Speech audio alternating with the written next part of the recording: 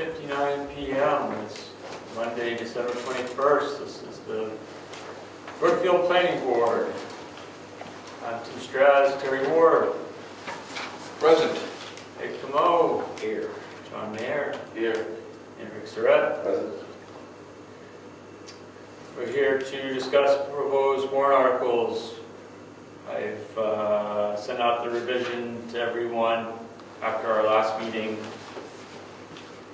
with the proposed wording in the first one, and then the number 2, building code, update Article 2A3B to include main building to have a foundation constructed with a minimum 4-foot tall frost wall of 8-inch minimum thickness, was where we ended up for the night.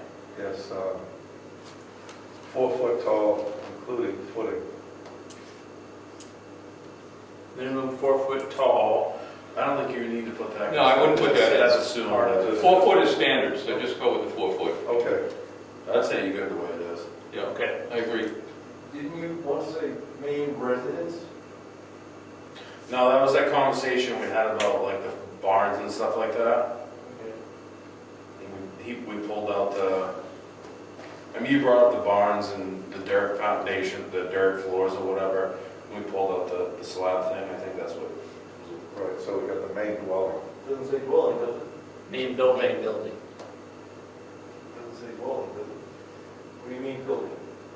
Well, what's the word that pointed to the 864 square feet? Is that dwelling?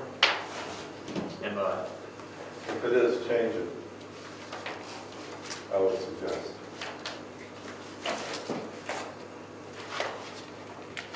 So they match. But you don't intend to limit garages to that requirement. No?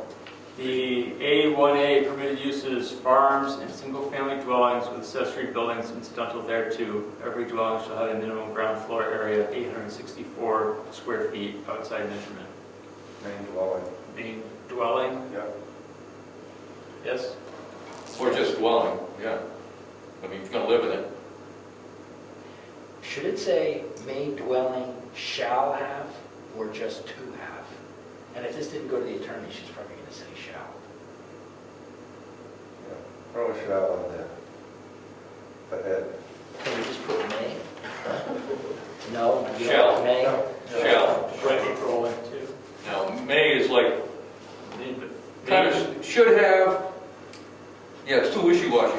Good Shall idea, is, good idea. See if you can. Main dwelling shall have a foundation constructed with a minimum 4-foot tall frost wall of 8-inch minimum thickness. Yeah. Send it. in 864 square feet. That's already in there. We're not changing that. This is Yeah. Article 2A3B. So this is what we're going to do for that one. So, shall we vote to accept this pending Attorney review. attorney review, so that way we don't have to meet again for January? I'll move that. Oh, jeez. Second. Any discussion? All those in favor, Aye. say aye. Aye. Aye. Opposed? All right.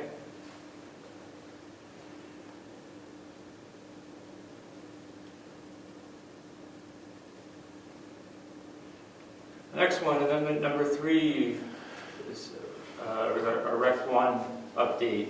Update Article 2B5A to read, a recreational lot cannot be subdivided. Short and sweet. And this is going back to the original rec lot, taking out the language that was put in for Brookfield. So this is going to remove the a minimum lot size permitted shall be 10 acres.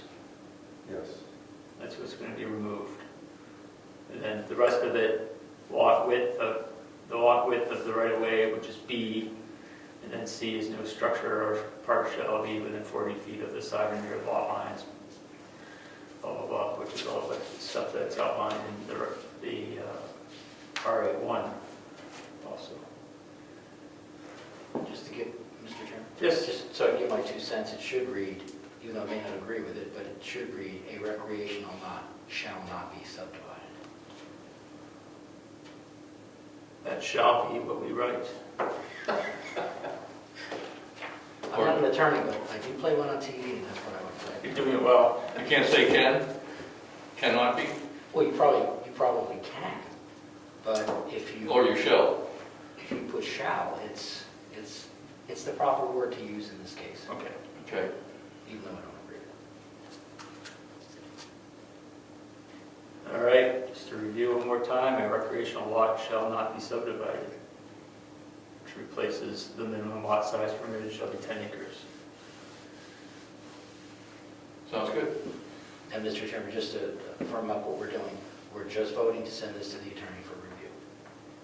We're voting, well, our last one was we are saying for review, and then that will, whatever it comes back will be, as long as it's within these guidelines, will be what we use for January 11th public meeting. Will there be another vote to accept the final verbiage if she changes anything? We may have to meet, Okay. if that's the case. If it deviates from the intent, would that be fair? If the intent is kept, obviously when I send it out, we receive it back, I will email it to the. Well, if the attorney decides that shall won't work, and it has to be can, are we gonna, No, we'll approve it anyway? Yes, it has to be a deviation from our intent. Just to clarify again. Yes. When do we vote to put on the verbiage that we do or do not approve of that? Approve of the warrant article? Well, Should be we have recorded. to have our public hearing first, right? And it's after the public hearing is when we do that. Right, That's what I want to. before we have to submit it to the town clerk. Thank you. That's all I wanted to know. So the objective of tonight's meeting, since I missed that at the beginning, is to get the wording correct of this so we can send it to the lawyer for her to review, and then that verbiage will become what we use for our public hearing. Very good. right. Okay. So, with regards to amendment number 3, Rec 1, do I hear a second motion? I make the motion to accept it as it is written for submission to the lawyer for review, and upon no major edits, we'll use this for our public hearing. I'll second. Any discussion? Seeing no discussion, let's vote. All those in favor say aye. Aye. Opposed?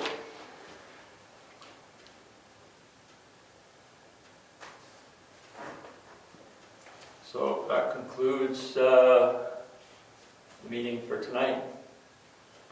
Thank you very much, everybody, for your help. It's 7:07.